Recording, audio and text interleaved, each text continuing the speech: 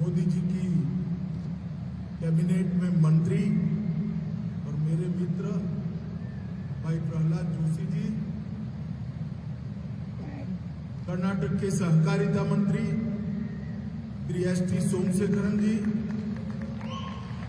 केंद्र में कृषि राज्य मंत्री बहन शोभा जी, केंद्र में मंत्री श्रीमान भगवंत खुबा जी, मंच पर उपस्थित कर्नाटक सरकार के सभी वरिष्ठ मंत्रीगण, सांसदगण, विधायकगण और आज के कार्यक्रम में आए हुए कर्नाटक के कोने कोने से आए हुए सभी सहकारी भाइयों बहनों को मेरा प्रणाम, नमस्कार। मित्रों, आज एक कोऑपरेटिव कॉन्फ्रेंस में आकर मुझे ऐसा लगता है कि मैं अपने घर के अंदर वापस आया,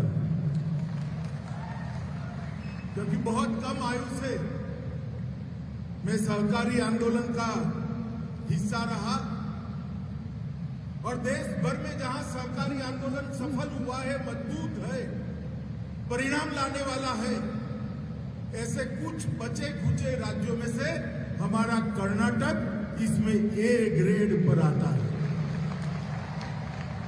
कर्नाटक का सहकारिता आंदोलन देश में सबसे पुराना माना जाता है। जब मैं यहां आया हूं तब श्री सिद्धन गौड़ा और श्री रामन गौड़ा पाटिल को स्मृति कर याद कर उनको प्रणाम कर मेरी बात की शुरुआत करना चाहता हूं। 1905 में कर्नाटक के गडक जिले के एक गांव में कहा जाता है कि भारत की पहली सहकारी संस्था की स्थापना कर्नाटक में, और वहीं से शुरू हुआ यह आंदोलन। गांधी जी की प्रेरणा से, सरदार पटेल की प्रेरणा से अलग अलग समय पर डॉक्टर त्रिभुवन दास पटेल, महाराष्ट्र के गाडगिल जी, अनेक लोगों ने ये पौधे को सींचने का काम किया और आज ये पौधा एक वटवृक्ष बनकर पूरी दुनिया के सहकारिता आंदोलन के सामने गौरव के साथ खड़ा। आज 1905 से शुरू हुई यात्रा को पीछे मुड़कर देखते हैं तो 60,000 करोड़ के टर्नओवर वाली एक दूध की कोऑपरेटिव अमूल भी दिखाई पड़ती है। एक छोटी सी संस्था महिलाओं ने साथ में बनकर बनाई हुई लिज्जत पापड़ के ब्रांड से देश के 35 देशों में अपना एक्सपोर्ट कर रही है। दुनिया के सबसे बड़े खाद बनाने वाले कारखानों में शुमार इफ्को और क्रिप्को दोनों सहकारी संस्था है। और अभी नंदिनी का लोगो हमने पारित किया। नंदिनी भी 17,000 करोड़ तक पहुंचने वाली कर्नाटक की प्रमुख सहकारी संस्था। सहकारिता ने न केवल राष्ट्र में कृषि गतिविधियों को, ग्रामीण गतिविधियों, ग्रामीण विकास को मजबूत करने का काम किया है, इसके साथ साथ देश के अर्थतंत्र को गति देने का काम भी यही सहकारी आंदोलन है। देश के अर्थतंत्र को गति तो दिया ही दिया, साथ में पूरे मुनाफे को सम प्रकार से सबके बीच में बांटकर गरीब लोगों की आय की वृद्धि करने का काम भी यही सहकारिता आंदोलन ने किया। मगर आज जब मैं यहां आया हूं तब एक और तो बहुत बड़ा पोटेंशियल कोऑपरेटिव मूवमेंट का आगे आने वाले दिनों में हम देख रहे हैं, बहुत बड़ा पोटेंशियल में देख रहे हैं, परंतु कुछ चुनौतियां भी। आज इस कॉन्फ्रेंस में जो सहकारिता के कार्यकर्ता आए हैं, अगर हम इन चुनौतियों के साथ निपटते नहीं तो आने वाले दिनों में अगली पीढ़ी को सहकारिता का आंदोलन हम नहीं देंगे। मित्रों, ये वर्ष आजादी का अमृत महोत्सव का वर्ष। प्रधानमंत्री जी ने तय किया है कि आजादी के अमृत महोत्सव के वर्ष से लेकर आजादी के शताब्दी के वर्ष तक, 75वें वर्ष से लेकर 100वें वर्ष तक ये कालखंड को पूरा देश अमृत काल के रूप में मनाएगा। और आजादी का अमृत वर्ष, अमृत महोत्सव का ये वर्ष संकल्प लेने का वर्ष है और शताब्दी तक ये संकल्प के सिद्धि का कालखंड है। सब क्षेत्रों में भारत की जनता ने कुछ संकल्प लेने पड़ेंगे। मैं आज यहां आया हूं तब कहना चाहता हूं, देश के सफल सहकारिता आंदोलन में से एक कर्नाटक का सहकारिता आंदोलन है। उस वक्त कर्नाटक के सहकारिता आंदोलन के सारे सहकारी कार्यकर्ताओं ने भी एक संकल्प लेना पड़ा कि 100 साल जब होंगे देश के, कर्नाटक के हर गांव में सहकारिता की भूमिका को हम बढ़ाएंगे, इसमें पारदर्शी बनाएंगे, इसको भरोसे लायक बनाएंगे और गरीबी उन्मूलन और कृषि विकास, ग्रामीण विकास के क्षेत्र में सहकारिता आंदोलन को अनिवार्य बनाएंगे। अगर हम ये तय करते हैं तो मित्रों, मैसूर सहकारी अधिनियम 1905 से ये शुरू हुआ आंदोलन, मुझे विश्वास है जब शताब्दी आएगी तब पूरे भारत में कर्नाटक के सहकारिता आंदोलन को सुवर्ण अक्षर से लिखा हुआ हम प्राप्त करेंगे। मित्रों, सहकार से समृद्धि के सर्जन का विजन हमारे देश के प्रधानमंत्री नरेंद्र मोदी जी ने हमारे सामने रखा। नरेंद्र मोदी जी ने कृषि की आय दोगुनी करने के लिए अनेक विध उपाय किए। इसके अंदर एफपीओ भी है, पैक्स को मजबूत करना भी है, सहकारिता विभाग का गठन भी है, सहकारिता विभाग के साथ मछली पालन और दुग्ध उत्पादन को भी मजबूत करना है।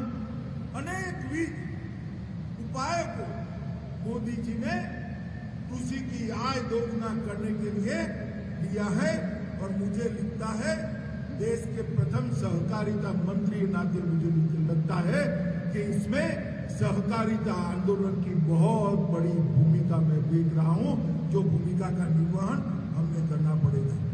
मित्रों, मैं आगे इसके बारे में बात करूंगा, परंतु आज कर्नाटक स्टेट सौहार्द फेडरेशन कोऑपरेटिव लिमिटेड का वर्चुअल उद्घाटन किया गया और सौहार्द कोऑपरेटिव आंदोलन सहकारिता में पारदर्शिता लाने के लिए शुरू किया गया एक आंदोलन।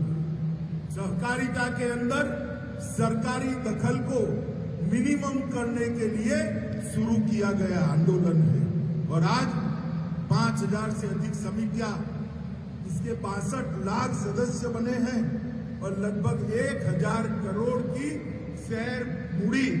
शेयर पूंजी सौहार्द के पास है। वो ही बताता है अगर हम विश्वसनीयता बनाते हैं तो जनता सहकारिता आंदोलन का कितना समर्थन कर सकती है। नंदिनी क्षीरा समृद्धि सहकारी बैंक का लोगों का भी यहाँ शुभारंभ हुआ। बसवराज जी भाषण दे रहे थे, मैं ध्यान से सुन रहा था। बसवराज जी, शायद आपको मालूम नहीं है कि दूध मंडियों के लिए एक सेपरेट बैंक बनाने का काम पूरे देश में केवल और केवल कर्नाटक ने किया। मेरा आपसे अनुरोध है कि मोदी जी ने दुग्ध उत्पादकों को क्रेडिट कार्ड देने का फैसला किया है। अब नंदिनी क्षीरा समृद्धि सहकारी बैंक सभी दूध उत्पादकों को क्रेडिट कार्ड देकर पशुपालकों को अपने निवेश करने का योजना भारत सरकार की है। आप पायलट करिए, इसको आगे बढ़ाइए, सभी पशुपालकों को अपने पैर पर खड़ा करने के लिए, आत्मनिर्भर करने के लिए भारत सरकार की योजना को आप इस नंदिनी क्षीरा समृद्धि सहकारी बैंक से आगे बढ़ा सकते हैं। मित्रों, ढेर सारे इसके उद्देश्य करे गए हैं। डेयरी विकास और प्रोसेसिंग की गतिविधियों के लिए फाइनेंस करेगा, कम ब्याज पर फाइनेंस करेगा, बुनियादी ढांचे के लिए और वर्किंग कैपिटल दोनों के लिए लोन देगा और दूध उत्पादकों के समग्र विकास में भी सहायता करने का काम करेगा। मैं आज बहुत आनंद और हर्ष के साथ आपको शुभकामनाएं देना चाहता हूं कि ये अपने सफलता के चरम सीमा तक पहुंचे। मित्रों, देश के प्रधानमंत्री नरेंद्र मोदी जी ने आजादी के अमृत महोत्सव के वर्ष में एक निर्णय किया, सहकारिता विभाग को अलग करने। बहुत सालों से कोऑपरेटिव के क्षेत्र में काम करने वालों की मांग थी कि भारत सरकार में सहकारिता विभाग अलग होना चाहिए, कृषि विभाग का एक अंग नहीं होना चाहिए। मोदी जी ने सालों के बाद, 75 साल के बाद इस बात को स्वीकार कर सहकारिता आंदोलन को बहुत बड़ा समर्थन करने का काम किया है, जो सहकारिता विभाग अब एक्सक्लूसिवली कोऑपरेटिव की चिंता भारत सरकार में करेगा। और मेरे लिए बड़ा गर्व का विषय है कि देश का पहला सहकार मंत्री बनने का गौरव भी उन्होंने मुझे दिया है।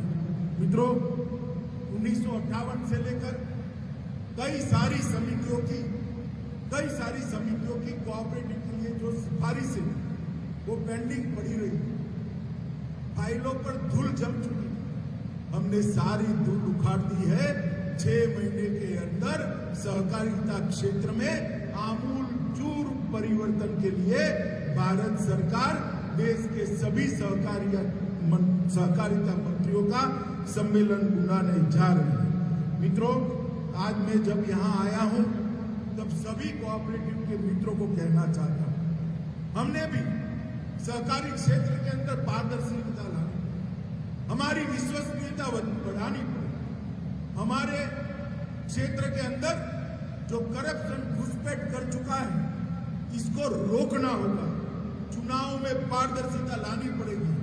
भर्ती को पारदर्शी तरीके से रिक्रूटमेंट बनाने पड़ेंगे और परचेसिंग में भी आने वाले दिनों में भारत सरकार कोऑपरेटिव्स के लिए भी जैम का उपयोग मंजूर करने वाली है। जैम के माध्यम से जब कोऑपरेटिव परचेस करेंगे, करप्शन जीरो हो जाएगा। ऑनलाइन जो सबसे सस्ता बेचता है उसी के पास से, मगर ये सभी चीजें हमने एक सेल्फ डिसिप्लिन के नाते कोऑपरेटिव के अंदर लाना पड़ेगा। इस साल हमारी देश के वित्त मंत्री ने सहकारिता मंत्रालय के लिए 900 करोड़ से ज्यादा रुपए का बजट का घोषणा किया है। बहुत सारे इनकम टैक्स की रियायतें छोटी कोऑपरेटिव्स को, चीनी मिलों के लिए, कोऑपरेटिव चीनी मिलों के लिए लगभग 8,000 करोड़ का फायदा टैक्सेशन का इस बजट में मोदी जी ने घोषणा किया है। और मित्रों, इंटरनेट के इस युग में भारत सरकार ने यह भी निर्णय किया है कि हम देश की 63,000 पैक्स का संपूर्ण कंप्यूटराइजेशन करेंगे। PACS, district cooperative bank, state cooperative bank और नाबार्ड चारों कृषि ऋण के क्षेत्र में एक ही सॉफ्टवेयर के आधार पर चलेंगे और ये सॉफ्टवेयर भी भारत की सब भाषाओं में उपलब्ध कराएंगे। ये होने के बाद जो पैक्स लिक्विडेशन में गए हैं, इसको रिवाइवल के लिए भी कुछ कानूनी सुधार सजेस्टिव रूप से हम राज्य सरकारों को भेजना चाहते हैं। 55 करोड़ रुपया एजुकेशन के लिए, कोऑपरेटिव एजुकेशन के लिए हमने दिया है और लगभग कोऑपरेटिव ऋण गारंटी के लिए भी एक कॉर्पस भारत सरकार बनाने जा रही है। नेशनल कोऑपरेटिव डेटाबेस आज भी नहीं है। नेशनल कोऑपरेटिव डेटाबेस के लिए भी भारत सरकार का सहकारिता मंत्रालय मोदी जी के नेतृत्व में काम कर रहा है। एक सहकारिता की यूनिवर्सिटी बनाने की दिशा में भी हम काफी आगे बढ़ चुके हैं और नई सहकारिता पॉलिसी भी हम 2023 के पहले देश के कोऑपरेटिव सेक्टर के सामने रखने वाले हैं। मैं इतना ही कहना चाहता हूं भाइयों बहनों कि मोदी जी ने एक अनुकूल माहौल बनाने के लिए ढेर सारी सुविधाएं की हैं। अब बारी हमारी, जो कोऑपरेटिव क्षेत्र के कार्यकर्ता हैं, सहकारिता आंदोलन के कार्यकर्ता हैं, ये सब ने सहकारिता की विश्वसनीयता को बढ़ाने के लिए आगे बढ़ना पड़ेगा। मित्रों, ये जो परिषद है, ये परिषद अपने सभी उद्देश्यों में सफल हो, ऐसी मैं शुभकामना कहता हूं। देश को भारत के सहकारिता विभाग ने 3 हिस्सों में बांटा है। डेवलप राज्य कोऑपरेटिव दृष्टि से, डेवलपिंग राज्य कोऑपरेटिव की दृष्टि से और अंडर डेवलप राज्य कोऑपरेटिव दृष्टि से, तीनों की अलग रणनीति बनाकर हम सहकारिता आंदोलन को देश के हर गांव तक पहुंचाने के लिए कटिबद्ध है। मुझे पूरा भरोसा है कि कर्नाटक का सहकारी आंदोलन, सहकारिता आंदोलन इसको चैलेंज के रूप में लेगा और कर्नाटक के हर गांव में ये पहुंचेगा। मित्रों, आज इस परिषद के अंदर जब मैं आया हूं तब एक और बात करना चाहता हूं। कुछ पत्रकार मित्र, कुछ बड़े बड़े अर्थशास्त्री कोऑपरेटिव आंदोलन को आउटडेटेड आंदोलन कर मजाक उड़ाते। मैं आज आप सभी के सामने कुछ आंकड़े रखना चाहता हूं। जितना भी एग्रीकल्चर क्रेडिट देश में दिया जाता है उसका 25% कोऑपरेटिव सेक्टर देता है। जितना भी खाद्य वितरण होता है उसका 35% कोऑपरेटिव सेक्टर करता है। खाद्य का उत्पादन 25% करता है। चीनी का उत्पादन 31% करता है। स्पिंडल का उत्पादन 29% करता है। दूध का उत्पादन 16% से ज्यादा कोऑपरेटिव माध्यम से होता है। गेहूं की परचेज 15% से ज्यादा कोऑपरेटिव सेक्टर करता है और धान की खरीदी 20% से ज्यादा कोऑपरेटिव सेक्टर करता है और मछुआरों का बिजनेस 21% से ज्यादा कोऑपरेटिव सोसाइटी। हम सब ने ये सभी क्षेत्रों में नए लक्ष्य तय करने चाहिए और नए लक्ष्यों को अचीव करने की रणनीति राज्य स्तर पर और देश के स्तर पर करनी चाहिए। बसवराज जी यहाँ पर बैठे हैं। बसवराज जी की सरकार ने भी बहुत अच्छे निर्णय कर्नाटक के लिए हैं और आपको उन्होंने बताया भी आने वाले दिनों में और मजबूती के साथ कर्नाटक का ये सहकारिता आंदोलन चलेगा, उसका मुझे विश्वास है। आज साथ चलते में बहुत आनंद हो रहा है। इतनी बड़ी मात्रा में सहकारिता आंदोलन, इतनी बड़ी मात्रा में सहकारिता आंदोलन के सभी कार्यकर्ताओं को मिलने का मौका मुझे दिया, इसलिए मैं आप सभी का धन्यवाद करता हूं। और मिलने का मौका भी नव वर्ष उगाड़ी के मौके पर दिया, इसकी बहुत बहुत शुभकामनाएं देकर मेरी बात को समाप्त करता हूं। वंदे मातरम, भारत माता की जय। ಪ್ರಧಾನಮಂತ್ರಿಗಳಾದ ಶ್ರೀ ನರೇಂದ್ರ ಮೋದಿ ಅವರ ಮಾರ್ಗದರ್ಶನದಲ್ಲಿ ಭಾರತ ಸರ್ಕಾರ ಸಹಕಾರ ಕ್ಷೇತ್ರದಲ್ಲಿ ದಾಖಲೆಯನ್ನು ಸ್ಥಾಪಿಸಿದೆ. ಹಾಗೆಯೇ ಮುಖ್ಯಮಂತ್ರಿ ಶ್ರೀ ಬಸವರಾಜ ಬೊಮ್ಮಾಯಿ ಅವರ ನೇತೃತ್ವದಲ್ಲಿ ಕರ್ನಾಟಕ ಸರ್ಕಾರ ಉತ್ತಮ ಕೆಲಸ ಮಾಡಿದೆ ಶ್ಲಾಘಿಸಿದ್ದಾರೆ. ಶ್ರೀ ಅಮಿತ್ ಶಾ ಅವರಿಗೆ let's give a round of applause and thank you. ಈಗ ಸನ್ಮಾನ್ಯ ಶ್ರೀ BC ಪಾಟೀಲ್ ಅವರಿಂದ ವಂದನಾರ್ಪಣೆ.